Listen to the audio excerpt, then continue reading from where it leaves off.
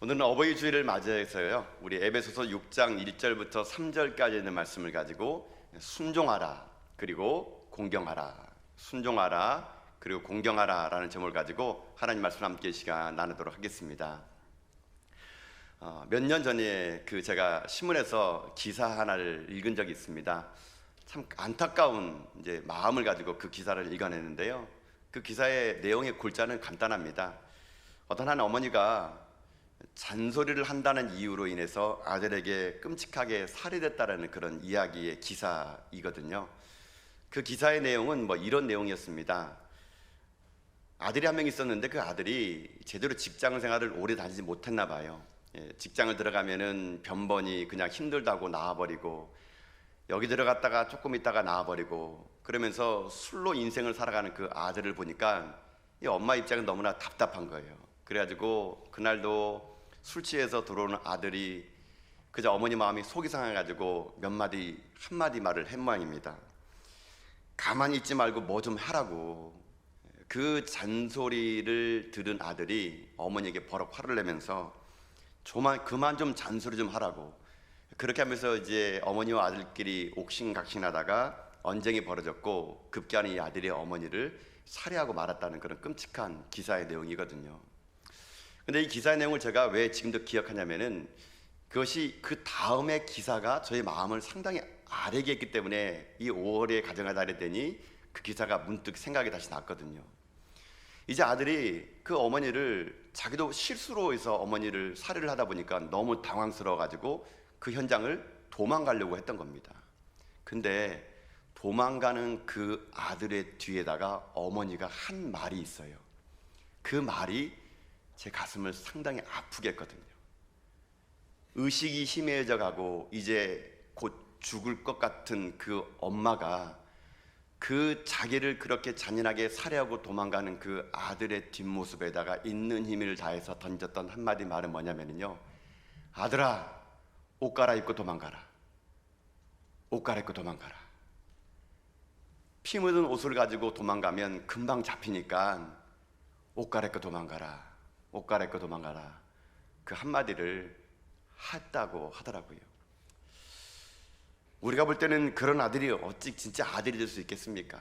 사랑받을 자격도 없고 인간이기를 포기한 페류나처럼 우리가 여길지지만, 그 어머니에게는요 귀한 아들이었던 모양입니다. 그 어머니의 사랑은 옷 갈아입고 도망가라. 옷 갈아입고 도망가라. 무모할 정도로 조건 없는 그 어머니의 사랑, 아마 여기 계신 모든 분들은 이런 끔찍한 일을 경험하지 않았을지 몰라도 우리의 뒤편에서 늘 언제나 어머님은요 그렇게 우리들의 삶 가운데 모든 걸 내어주시고 다 쏟아주시고 그렇게 삶을 살았던 분임을 우리 오늘 5월 가정의 달을 맞이하면서 다시 한번 생각해보는 시간을 갖기를 원하는 것이죠. 오늘은 5월 8일 어버이날이며 동시에 교회력으로는 어버이 주일로 저희들은 지키고 있습니다. 대한민국 국민 전체가 부모를 공경하는 정신과 삶을 더욱더 풍성하게 살자는 의미에서 5월 8일을 어버이날로 드리게 됐고, 교회는 이 날을 더욱더 승화시켜 어버이 주일로 드리고자 했습니다. 저는 아무쪼록 오늘 이 어버이 주일을 통해서 우리 모든 믿음의 가정의 부모님들이 건강할 수 있기를 바라겠고, 그동안에 수고하고 땀 흘려 일했던 그 모든 일들이 자손 만대손손 복을 받는 믿음의 가문 다 될 수 있기를 주님의 이름으로 축복드립니다. 이런 어버이 주일을 맞이할 때마다 기독교는 이렇게 효에 대해서 강조하는 것 같은데, 세상 사람들은 기독교를 볼 때마다 아유, 기독교는 효도 없어, 부모도 몰라봐, 이런 말을 하게 되면 참 답답합니다. 세상 사람들이 기독교가 왜 효도 없냐고 얘기하는 건요 간단하더라고요. 부모 제사 안 지내니까. 부모 제사 안 지내니까 기독교는 효가 없는 종교야 라고 말하는데, 그것은 착각입니다, 여러분. 기독교는요 오늘 본문에 나와 있는 이 성경 말씀 외에 곳곳에다가 하나님이 우리에게 명령한 것은 내 부모를 공경하라는 말이 무수히 많이 나와 있거든요. 기독교는 돌아가셔서 부모님을 제사 지내는 종교가 아니고요, 살아 계셨을 때 효를 다하라고 강조하는 종교가 바로 기독교라는 거거든요. 그 대표적인 게 뭐가 있습니까? 십계명이죠. 여러분, 십계명은 하나님께서 두 돌판에다가 하나님의 계명을 모세를 통해서 이 땅 가운데 주신 계명인데, 그 계명은 모두 알지 않습니까? 1계명부터 4계명까지는 하나님에 대한 계명이에요. 그리고 5계명부터 10계명까지는 이웃을 향한 계명인데, 사람끼리 행하는 계명 중에 가장 먼저 나온 게 뭔지 아십니까? 내 부모를 공경하랍니다. 내 부모를 공경하라. 여러분, 왜 많은 이웃들과의 여러 계명 중에 하나님이 왜 부모에 대한 공경을 먼저 썼을까요? 그것은요, 우리 가운데 하시는 말씀이 있어요. 이 땅을 삶을 살 때 부모는요, 뭐라는 건지 아십니까? 하나님 다음이란 얘기예요. 하나님 다음. 하나님 다음이 뭐냐? 부모입니다. 부모. 그렇기 때문에 부모를 공경하는 것은 마땅하다는 거거든요. 근데 제가 십계명을 찬찬히 읽어보니까요, 이 다른 계명이 없는 5계명에만 특별한 이 멘트가 하나 달렸더라고요. 다른 계명은 그냥 하지 말라, 해라 이렇게 되는데, 이 5계명에는요, 내 부모를 공경하라, 그 뒤에 단서가 하나 나와요. 약속에 나와요. 뭐가 나오냐면요, 그러면 네가 이 땅에서 장수하리라, 잘 될 거다, 이런 말이 달립니다. 다른 계명에는 없더라고요. 이 5계명에만 내 부모를 공경하면 네가 이 땅에서 잘 되고 장수할 것이다 라고 하나님의 약속을 달아줬어요. 왜 그랬을까요? 왜 다른 계명에는 그런 약속이 없는데 5계명인 내 부모를 공경하라는 이 계명에만큼은 하나님이 왜 약속을 달아놨을까요? 그것은요, 그만큼 효도가 어렵다는 겁니다. 여러분요, 부모 공경하는 것이 여러분 쉽지 않다는 얘기예요. 그 어려움을 하면 내가 너에게 이 땅에서 잘 되게 해주고 장수하도록 내가 복을 줄 것이다. 여러분, 효라는 것은 있지 않습니까? 이건요, 어려운 겁니다. 여러분요, 왜 어렵냐면요, 인간의 사랑은요, 어떤 사랑이냐면 본능적으로 내리사랑입니다. 내리사랑. 여러분도 생각해 보세요. 여러분 자식들을 위해서 여러분 고생하는 거 아닙니까? 여러분 왜 고생하세요? 왜 돈 버세요? 다 물어보면 한결같아요. 자식들 잘 되려고, 자식들 먹여 살리려고. 여러분, 인간은요, 본능적으로요, 아무리 악한 사람이더라도 자기 자식에게요, 좋은 거 주려고 그럽니다. 자기 자식에게 맛난 거 먹이려고 그러고요, 자기 자식만큼은요, 자기가 끔찍히 아껴요. 왜냐하면 인간의 사랑은요, 이 내리사랑이거든요. 그것에 반해서 인간이 좀 못하는 사람이 뭔지 아십니까?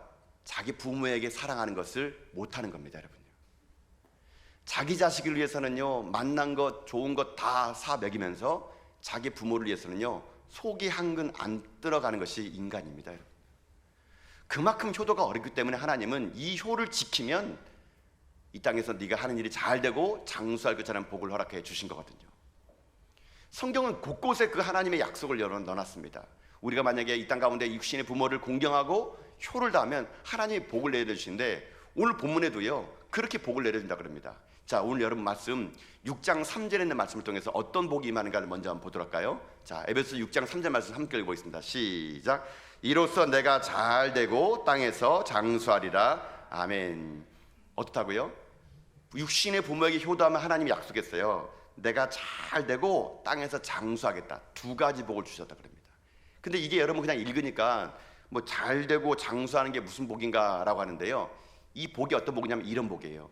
첫 번째, 하나님께서 약속하신 복이 잘 되는 복인데, 이 잘 되다는 말이 좀 의미가 다릅니다.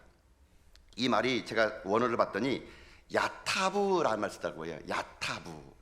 이 야타부라는 말이 잘 된다는 말인데, 이 말이 뭔가를 원어 사전을 봤더니 이렇게 나오더라고요. 형통하다, 막힘이 없다, 기쁘다, 쾌감이 있다, 만족하다, 행복하다, 이런 말이 야타부, 잘 된다는 겁니다.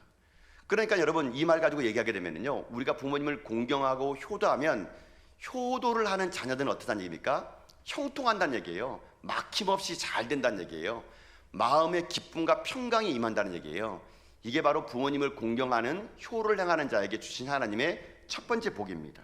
내가 형통하고 잘 되고, 그리고 마음의 생각과 계획하는 모든 것들이 전반적으로 잘 이루어지는 복이 임한대요. 또 하나의 복은요, 두 번째는요, 장수하는 복이래요. 자, 장수하는 복은 그냥 우리가 아는 것처럼 이 땅 가운데 육신적으로 장수하는 겁니다. 근데 여러분, 이 장수의 복이 이 유대인들에게 좀 달라요. 유대인들에게 장수하는 복은요, 어떤 의미로 이들이 받아들이냐면요, 유대인들은 원래 땅이 없었거든요. 하나님께서 아브라함을 통해서 가나안 땅을 줬거든요. 그 가나안 땅에서 그들이요 살아갈 때 이 장수의 복은 뭐냐면요, 너희들이 이 땅에서 쫓겨나지 않을 것이다. 자손 만대 손손 이 땅에서 살 것이다. 이게 바로 장수의 복이라는 것입니다. 결국 우리가 이 땅을 삶을 살아갈 때 하나님 앞에서 육신의 부모에게 효도하면 우리에게 주어진 두 복이 무엇이냐? 이 땅 가운데 형통한 겁니다. 막힘없이 일이 잘 되는 것이고, 또 하나는 무엇이냐? 우리들이 이 땅의 삶이 육신이 장수하고 자손 만대 손손 이 땅 가운데 하나님께서 복을 허락하여 주신다는 것이거든요. 저는 그래서 오늘 이 시간 우리 어버이 주일로 드리는 이 예배 가운데 저는 이 복이 여러분과 임할 수 있기를 주님의 이름으로 축복드리겠습니다. 여러분 남은 인생의 삶은 잘 되시고 장수하는 복을 이루시되, 그 모든 것들이 근간이 효가 되어서 여러분들이 여러분의 육신의 부모에게 효도할 뿐만 아니라 여러분 자녀들이 여러분에게 또한 효도를 하는 가운데 여러분 세대뿐만 아니라 그 다음 세대 또 그 다음 세대까지 오늘 약속의 말씀의 주인공이 되는 여러분 다 될 수 있기를 주님의 이름으로 축복합니다. 자, 그러면 이런 복을 우리가 누릴 수 있다 그러는데, 그러면 어떻게 누려야 될까요? 오늘은요 방법론적인 것을 얘기하려고 합니다. 우리가 이 땅 가운데 잘 되고 장수하려고 그러면 어떠한 것이 효인가를 알아야 될 거 아니겠습니까? 성경은 우리에게 오늘 두 가지를 하라고 합니다. 이게 구체적인 효도라는 거예요. 그런 구체적인 효도인 두 가지가 무엇인가? 첫 번째는 여러분이 이것을 하게 되면 이 땅 가운데 잘 되시고 여러분이 장수하는 복을 누리는데, 첫 번째 여러분에게 하나님이 명령하신 게 있습니다. 그게 무엇인지 바로 뭐냐면 내 부모에게 순종하랍니다.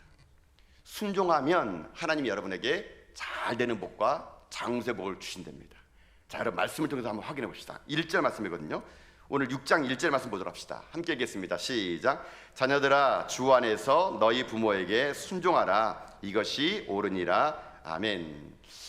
어떻게 효도합니까? 라고 저에게 물어본다면 저는 오늘 이 하나님 말씀을 가지고 얘기합니다. 부모님에게 순종하십시오. 그게 효도입니다 라는 겁니다. 자, 근데 여기에서 순종이라는 말이 중요합니다. 뭐가 순종이냐면요, 여러분 우리가 알고 있는 순종과는 좀 달라요. 여기에 순종이라고 나온 이 헬라어의 단어는 휘파쿠오라는 말을 쓰더라고요. 휘파쿠오. 이 휘파쿠오라는 말은 뭐냐면요, 간단하게 이런 말이더라고요. 귀 기울여 듣다라는 말입니다. 휘파쿠오, 순종, 귀 기울여 듣다. 여러분 결국 효가 뭔지 아십니까? 간단합니다. 부모님 말씀을 잘 듣는 게 효도예요, 여러분요. 부모님이 하는 말씀을 잘 들어야 순종할 거 아니겠습니까? 그래서 우리에게 중요한 효도의 첫 번째 덕목은요, 여러분 잊지 마세요. 부모님 말씀을 잘 들어주는 겁니다. 근데 이게요 쉽지 않아요, 여러분요. 여러분 어렸을 때는 여러분들 앞에 아버지가 어떤 존재입니까? 큰 산과 같은 존재잖아요. 아버지 말하는 말은 다 맞는 말이고, 아버지는 나보다 많이 하시고, 아버지는 나보다 똑똑하시고, 아버지가 말하는 것은 모든 것이 다 어렸을 때는요 순종이에요. 근데 여러분 어떻습니까? 점점 자라면서 공부를 하고 학교를 다니고 지식이 넓어지고 경험이 많아졌더니 아버지가 하는 말이 다 맞는 말이 아니라는 것을 여러분 알게 됩니다. 아버지가 나보다 모르는 게 더 많아져요. 내가 아버지 나이만큼의 또 아버지 나이가 돼서 자식을 낳아봤더니 아버지 말이 다 틀리다는 것을 알게 됩니다. 여러분 그때부터 어떻게 할까요? 아버지의 말을 듣지 않습니다. 우리가 보통 이렇게 얘기하죠. 아버지가 한마디 말하면은 아이 좀 모르면 좀 가만히 계세요. 아버지 모르면서 왜 자꾸 나서세요? 어머니 좀 가만히만 계세요. 어머니는 가만히 계시는 게 도와주는 거예요. 왜 모르시면서 그렇게 자꾸 말씀하세요? 어머니 아무것도 모르시면서. 제가 너무 리얼하게 하니까 제 얘기 같은데 제 얘기 아닙니다, 여러분요. 예. 제 얘기인 줄 알고 여러분 제가 그렇게 안 합니다, 여러분. 제가 얼마나 순종하는데. 여러분 우리 그러잖아요, 그렇죠? 예. 대부분 그래요, 그러니까는. 뭘 모르면서 아시는 척 하지 말라고. 내가 알아도 내가 잘 알고, 내가 우리 아이 알면 내가 더 잘하죠. 어머니가 어떻게 더 잘합니까? 순종하지 않아요. 무슨 말이에요? 귀담아 듣지 않습니다. 귀담아 듣지 않는 건 불효예요. 하나님 오늘 우리에게 무엇을 요구하는지 아십니까? 부모가 부모이기 때문에 순종하라는 거예요. 이 말을 했더니 많은 분들이 얘기합니다. 아이고 목사님, 부모가 부모다워야 순종하죠. 맨날 와가지고 술 마시고 와가지고 어머니 때려 패고 집안 부시고 바람에 피는 그런 아버지를 어떻게 순종합니까? 물론 맞아요. 순종하기 어려울 수 있습니다. 그런데 하나님은요, 조건을 달 때 네 부모가 너보다 무식하고 너보다 직업이 형편없고 니네 부모님이 그렇게 하면은 순종하지 말아라는 그런 단서가 없습니다. 하나님은요, 어떻게 말씀하지 아세요? 그런 거 따지지 않고 부모라는 그 자체만으로 순종하라 그럽니다. 여러분, 이렇게 생각하시면 돼요. 부모님의 그런 그릇된 행동은 부모님과 하나님 사이에서 해결할 문제예요, 여러분요. 그건 내가 해결할 문제가 아니에요. 그 부모님의 잘못은 하나님과 부모님이 해결할 문제지, 자녀인 우리 입장에서는 어떻게 하는 줄 아십니까? 그런 부모에게 순종하는 거예요, 여러분. 납득이 될 때만 순종하는 것이 아니고요, 납득되지 않을 때도 순종하는 것, 그게 진짜 순종이기 때문에 그래서 여러분 효도가 어려운 거예요, 여러분요. 자꾸 내 생각이 더 부모님 생각보다 많아져서 들리지가 않거든요. 그래서 우리가 어려운 겁니다. 그러나 여러분, 납득이 되지 않은 말을 부모님 할 때도 그 말을 순종해 보면 하나님 말씀하십니다. 네가 이 땅 가운데 잘 되고 장수하는 복을 허락해 줄 거라고. 한번 성경의 예를 제가 한번 들어볼게요. 창세기 22장 보게 되면 아브라함이 자기가 100세에 낳은 아들을 하나님이 모리아산에서 바치러 갑니다. 아브라함은 그 말에 순종합니다. 그리고요, 자기 아들에게 하나님이 모리아산에서 하나님께 예배하라 그러니 우리 하나님께 예배하러 가자. 이삭은 그때 당시 나이가 몇 살이냐면요, 17에서 20살이에요. 아브라함은 그 당시 나이가요, 한 117에서 120대가 된 거예요. 지금 아브라함은요, 하나님 말씀 앞에 순종하는 마음으로 이삭을 바치러 갑니다. 이삭은 이제 어느 정도 힘이 있는 청년 되다 보니까 그가 제사를 지낼 나무의 보찜을 짊어집니다. 종들이 칼과 횃불을 들고 따라갑니다. 3일 길을 드디어 갔어요. 모리아산에 다다랐습니다. 이삭이 아무래도 이상한 거예요. 아니 아버지, 우리가 수없이 많은 하나님께 예배 드려봤는데 아니 예배 드릴 양이 어디 있습니까? 그 말에 아브라함은 아마 마음이 뜨끔했을 거예요. 그리고 그에게 얘기합니다. 이삭이 알아듣던 못 알아듣던, 아들아, 하나님께 드릴 번제의 양은 하나님이 알아서 준비할 것이다. 이삭은요, 그 말을 그대로 고지고대로 믿습니다. 그리고 그 종들을 산 밑에 두게 하고 아브라함과 이삭 단 둘이만이 하나님께 제사 지내러 그 산에 올라가요. 아무리 봐도 번제할 양이 보이지 않습니다. 그때 갑자기 아버지가 이삭의 손을 결박합니다. 이삭은 느꼈어요. 내가 그 양이구나. 내가 이제 죽는구나. 여러분 생각해 보세요. 지금 하나님께서 말씀하시는 그 말씀이 이삭은요, 납득이 안 됩니다. 어떻게 100세에 난 아들을 하나님께 예물로 드린단 말입니까? 그리고요, 이 이삭은 어떤지 아십니까? 지금 피 끓는 청춘이에요. 아버지의 그 노인네쯤은요, 자기 힘으로 얼마든지 밀어버리고 도망갈 수 있는 힘이 있는 청년이에요, 여러분요. 그러나 이삭은 어떻게 하는지 아십니까? 아버지의 그 말에 순종합니다. 결박되어 제단에 눕게 됩니다. 여러분, 이것이 순종이에요. 이것이 효입니다.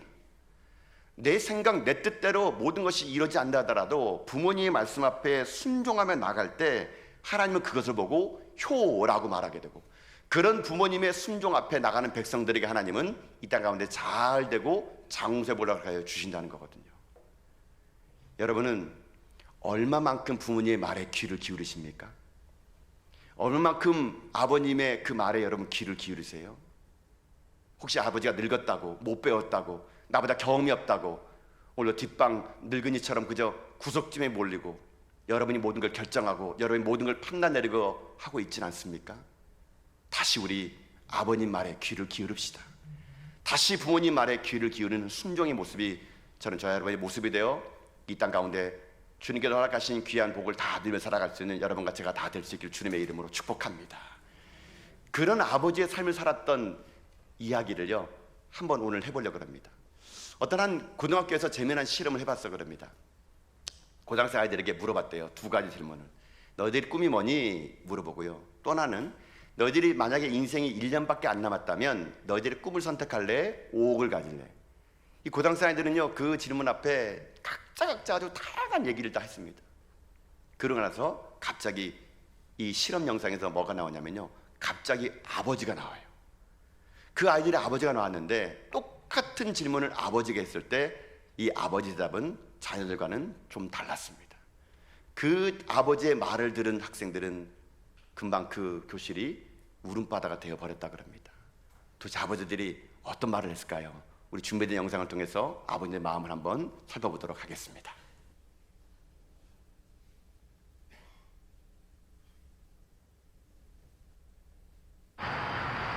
아이들은 자신의 꿈에 대해 어떤 생각을 갖고 있을까요? 한 고등학교를 찾아가 청소년의 꿈을 스케치하다라는 주제로 의식조사 프로그램을 촬영하기로 했습니다. 안녕하세요. 수능 잘 봤어요? 다들 시선을 피하는데 오늘 얘기할 거에 대해서 조금 학생들이 생각하는 꿈은 과연 무엇일까요? 질문지를 갖고 왔어요. 이제 죽기 전에 꼭 해보고 싶은 당신의 꿈은 무엇인가요? 이게 버킷리스트라고 하죠, 요즘에.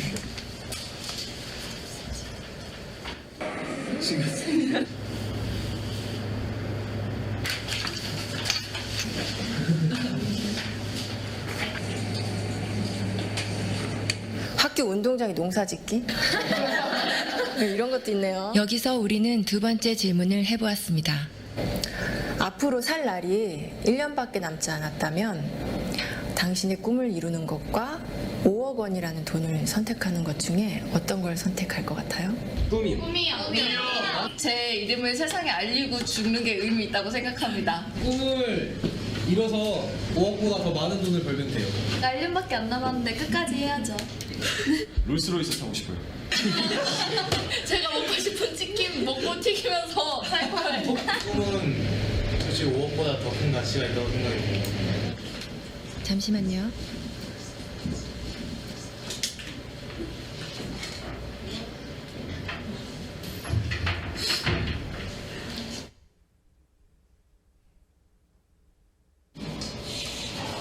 우리 온 가족이 함께 모여서 외식도 좀 거나한 데서 좀 해보고 싶고 하고 싶은 게 너무너무 많죠. 아들이랑 둘이서 배낭여행 한번 가고 싶어요. 집 투어? 아들이랑? 저희 고향 양평으로 내려가서 그림같이 멋있는 집을 짓고 사랑하는 가족과 함께 행복하게 사는 게 제 꿈입니다. 조그만 극장이라도 하나 해줬으면 성진이가 하고 싶어하는 거니까. 많은 추억이나 또 집사람한테 그동안 못 해준 거 그런 것만 생각나더라고요. 가족과 함께 여행을 하는 게 저희 꿈입니다. 근데 할 수만 있으면 진짜 같이 한번 성진이 데리고 여행을 좀 해보고 싶습니다. 고속이 친구들이랑 만나보고 싶어요. 맥주 한잔 마시고 싶어요. 그러긴 하죠.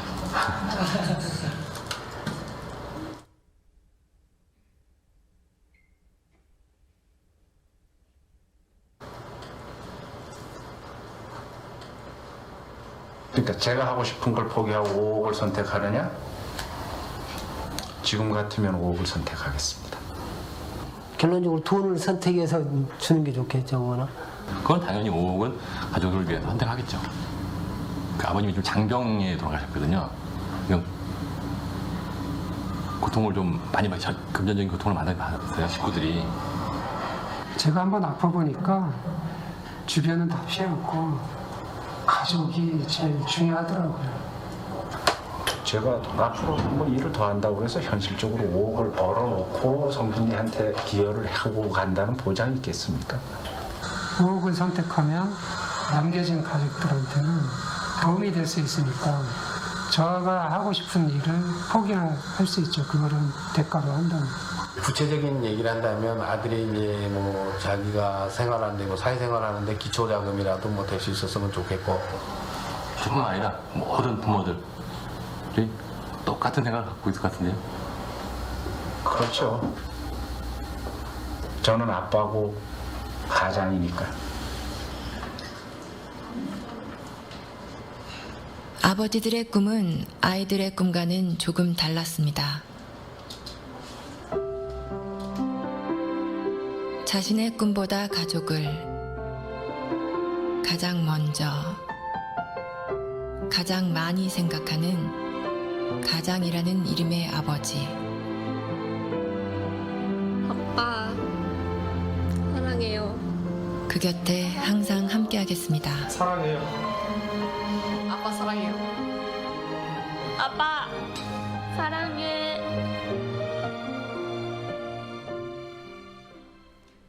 저는 아빠고 가장이니까요. 아빠들은 자기의 꿈이 없습니다.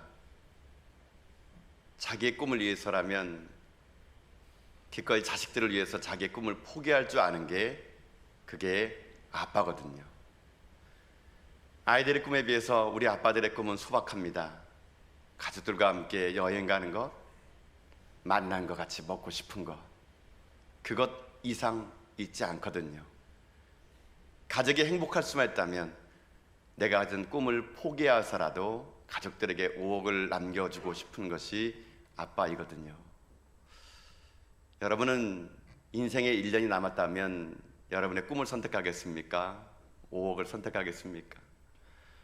아마 많은 부모님들이 이 땅의 삶을 살아갈 때 자식들을 위해서 아낌없이 모든 걸 주어주고 가는 그 사랑을 선택한 것이 부모 아닐까요? 신방을 다녀보면은 항상 그러더라고요. 신방 가서 기도 제목을 내주십시오라고 하면 많은 부모님들이 신방 가서 내놓는 기도 제목은요, 한결같습니다. 아유, 목사님, 이 나이에 무슨 기도 제목이 있습니까? 자식들 잘 되는 것이 기도의 제목이고 우리 손자 손녀들 잘 되는 것만 되면 저는 만족합니다. 제가 얘기합니다. 아니, 집사님의 기도 제목이 뭐예요? 그게 제 기도 제목이에요. 자기가 점점 사라지고 자기가 가족으로 자기의 모든 기도 제목들이 그렇게 바뀌는 거, 그게 부모 아닐까요? 그렇게 희생하며 살았던 자기 꿈을 포기했던 그 아버지의 희생과 섬김과 눈물이 있었기에 오늘 우리는 이 자리에 서 있는 것 아니겠습니까? 저는 오늘 이 시간 여러분의 삶 속에 늙은 부모 앞에 순종하는 여러분 될 수 있기를 주님의 이름으로 축복드립니다. 그 부모의 말에 귀를 기울일 때 하나님은 그 가정 가운데 복을 주실 거라고 저는 믿습니다. 이 땅 사는 날 동안 날마다 하나님 주시는 그 말씀 앞에 오늘 육신의 부모에게 순종하는 가운데 이 땅에 잘 되고 장수하는 복을 드리는 저 여러분 다 될 수 있기를 주님의 이름으로 축복드립니다. 이게 첫 번째로 효도의 구체적인 거라면요, 두 번째 하나님 우리에게 이렇게 하는 게 효도라고 가르칩니다. 두 번째는 뭐냐면요, 내 부모를 공경하라는 겁니다. 공경하라. 자, 말씀을 통해서 한번 확인해 볼까요? 2절 말씀입니다. 자, 오늘 본문 2절 말씀 읽겠습니다. 시작. 내 아버지와 어머니를 공경하라. 이것은 약속에 있는 첫 계명이니. 아멘. 효도의 구체적인 두 번째 길은요, 공경이랍니다. 공경. 부모는요, 자녀는요, 부모에게 순종하는 것에만 모는 것이 아니라 순종을 뛰어넘어 공경하는 삶을 살아야 됩니다. 그러면 공경이 뭘까요? 공경이.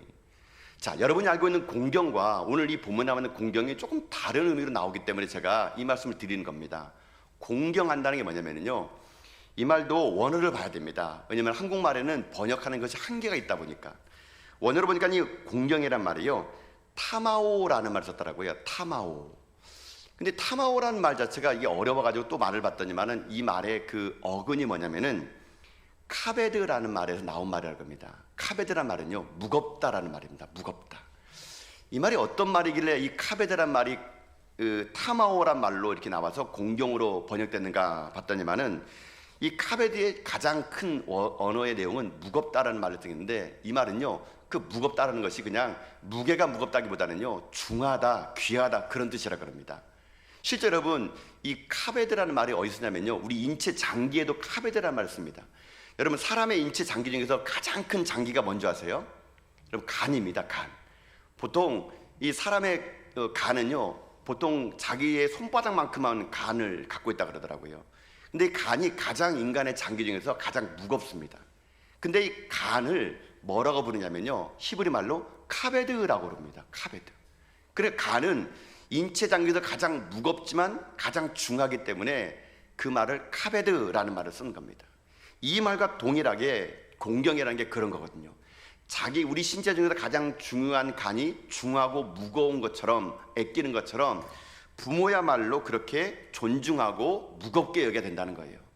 가볍게 소홀히 대해서는 안 되고, 부모님을 대할 때 그 부모님의 무게감만큼 귀하게 여기고 무겁게 여기고 존중하는 태도, 여러분 그것이 무엇이냐? 이게 바로 공경이라고 하는 겁니다. 공경.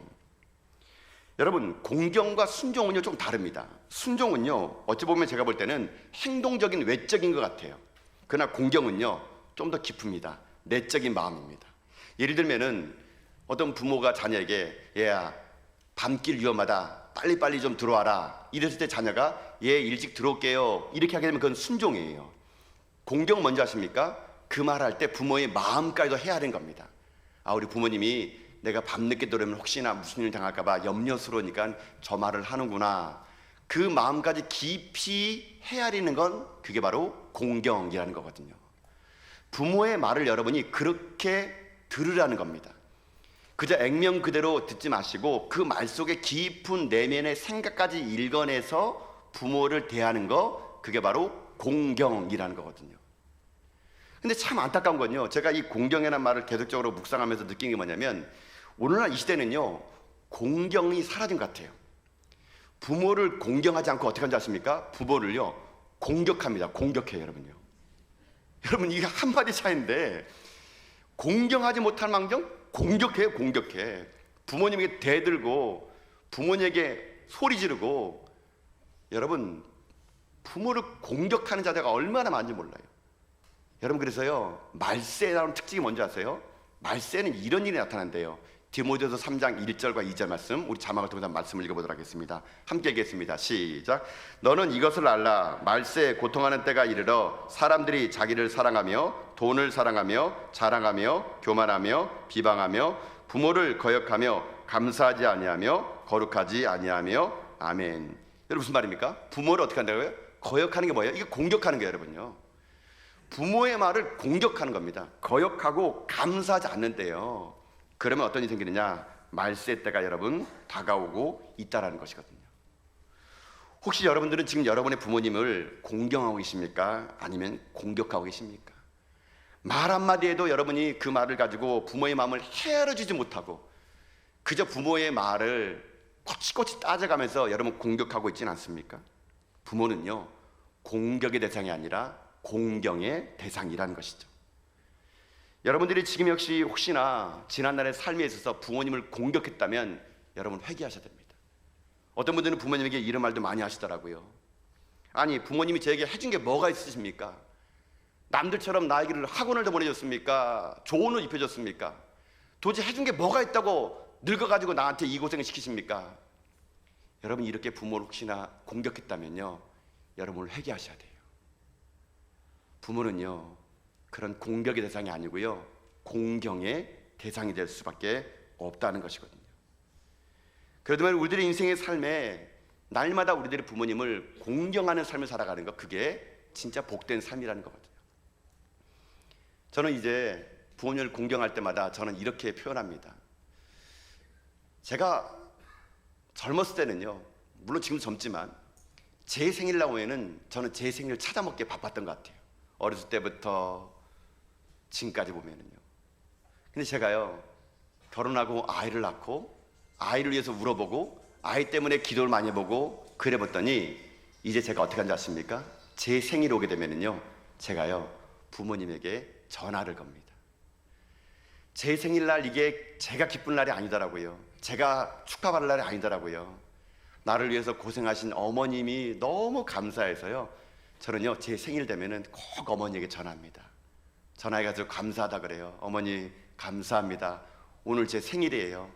저를 낳느라고 얼마나 수고 많이 하셨습니까? 고맙습니다. 고생 참 많이 하셨습니다. 제가 제 생일 되면요 부모님에게 꼭 전화합니다. 그럼 저희 어머니가요 꼭 하는 말이 있어요. 무슨 말인지 아십니까? 저를 낳았던 이야기를 해줍니다. 저는 지금 100번째 듣고 있어요 그 말을. 제가요 12월생이에요. 제가 그 말할 때마다 우리 어머니가 얘기합니다. 아이고 너 낳을 때 얼마나 추웠는지 아냐 하면서 막. 옛날엔 여러분 다 애를 집에서 낳잖아요 여러분요. 뜨심을 대표다가 하고. 그러면서 우리 어머니가 너 낳을 때 내가 집에서 낳았다 그러면서 그 추운 날 아이고 제가 그 말을 때마다 옛날에는 아유 그만 좀 하시지 그러다가요 점점 나이가 들면은요 그 말이 너무 듣고 싶어요. 아직도 기력이 있으시면서 아이고 너 낳을 때 어떻게 한 줄 아니? 그 추운 날에 내가 고생했다. 똑같은 말 저도 해줄 수 있을 것 같아요. 너무 많이 들어가지고. 근데 그 말을 때마다 처음 듣는 것처럼 아유 그랬어요? 아유 그랬어요? 아유 고생하셨겠네?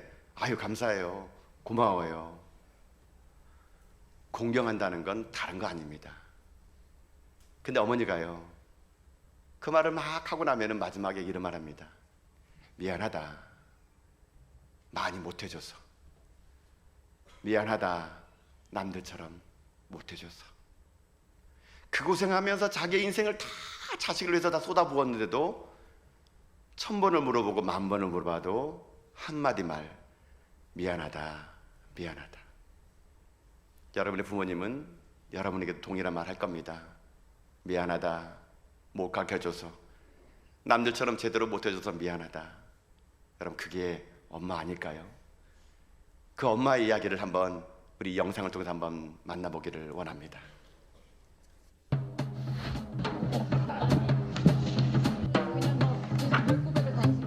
임신을 했다고 결국에는 뭐 그만두라는 소리로 좀 조용하게 컸죠. 엄마들 준비가 안 됐었었나 봐요. 엄마 아기를 낳은과 동시에 저는 이렇게 말하고 다녔어요. 애 난 죄인. 너는 뭐 집에서 놀고 먹으면서 혼자 다 해야 되는 거? 그게 뭐 힘들다고. 독박는 가요. 그냥 참아요. 못 느껴. 위로 회복 못 느끼고 그냥 술을 마시는 것 같아요. 애들 때문에 낮아지긴 하는데 애들 때문에 많이 회복을 하는 것 같아요. 늦게 결혼하고 늦게 낳은 아이이기 때문에 근심 걱정이 사라져요. 엄마 너무 맛있어. 엄마 사랑해. 엄마 고마워. 이런 말을 해줄 때. 근데 좀 미안한 부분이 많은 것 같아요. 올인해서 막 다 해주고 싶은데 그러지 못하고 어쩔 수 없이 일을 해야 하니까 그게 좀 많이 미안한 거? 애기 마음 잘 모를 때? 울고 싶으면 웃어요, 애기가. 근데 그게 어떤 선생님이 일종의 분리불안이라고 그러더라고요. 그 앞에요? 뒤로. 우리 엄마 있다. 굉장히 이뻤어요.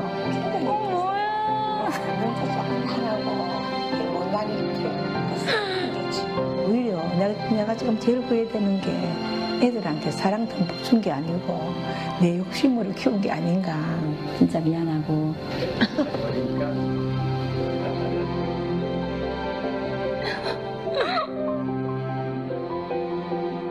아이를 맞이해줘야 되는데 친구 엄마한테 맡기고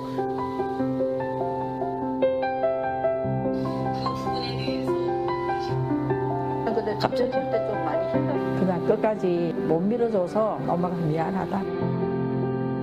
시집 안 간다고 그랬었는데 시집 가서 이 가정을 잘 꾸리고 있고 또 특히 애기도 안 낳고 그냥 산다고 했는데 애기도 낳고 해서 어떡하지? 눈물 나.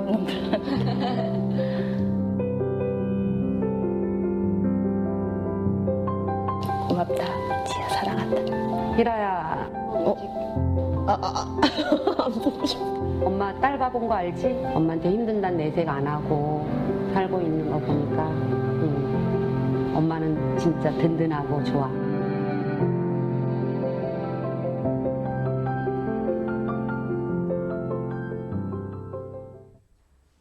네.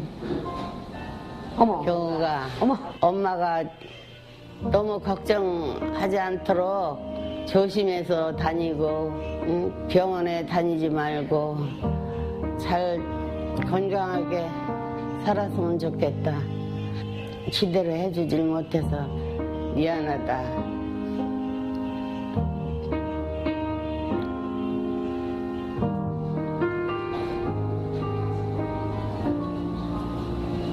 경호가 사랑한다. 엄마가.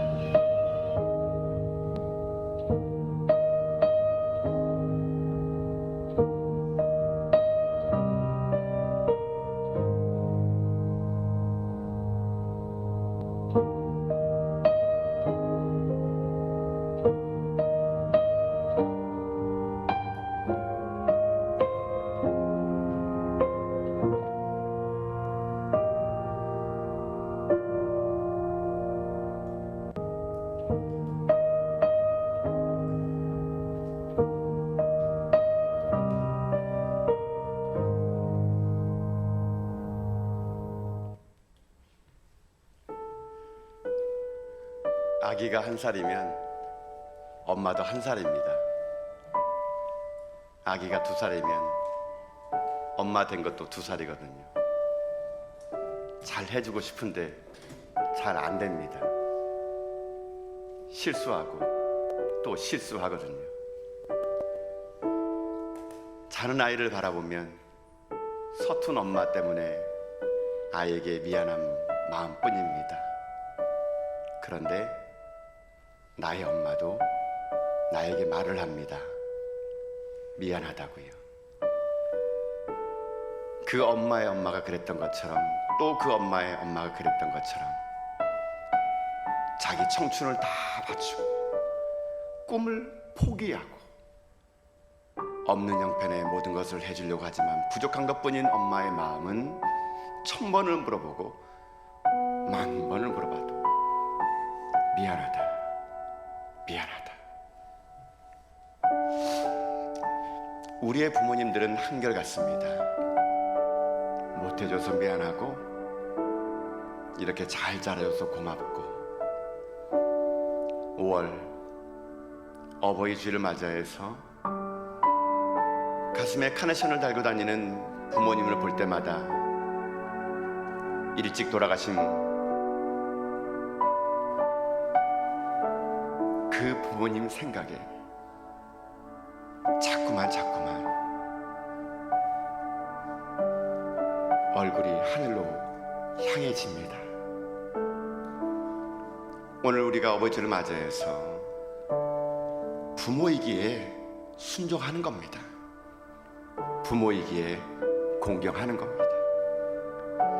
이것이 옳은 일이고 마땅한 것이기에 저는 여러분의 남은 인생의 삶은 진정 이 땅 가운데 부모님을 순종하고 공경하는 가운데 하나님 주시는 복을 다 누리며 살아갈 수 있는 여러분 될 수 있기를 주님의 이름으로 축복드립니다.